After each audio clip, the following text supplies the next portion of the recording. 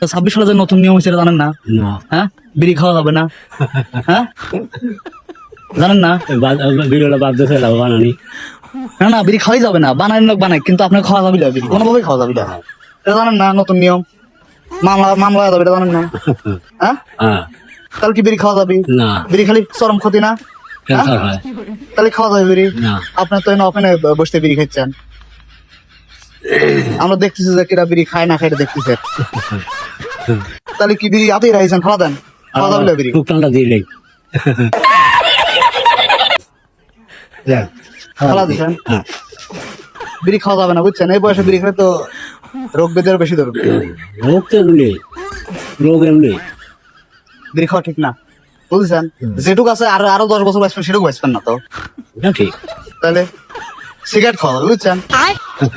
Cigarette খাওয়া যাবে? হ্যাঁ, সিগারেট খাওয়া যাবে। সিগারেট ক্ষতি নাই। না, যাও মোর বইটা সিগারেট দাও।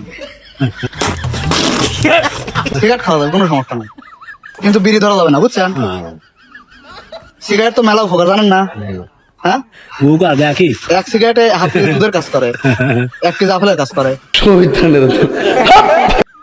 তা জানেন না? না তো শোনেন নাই? না শোনেন নাই? বিড়িতে কাজ করে, বিড়িতে কাজ করে না, সিগারেটে হাফ কেজি দুধের কাজ করে। এখন তো নিয়মিত সিগারেট খাবে, বিড়ি না, সিগারেট হ্যাঁ, ঠিক আছে।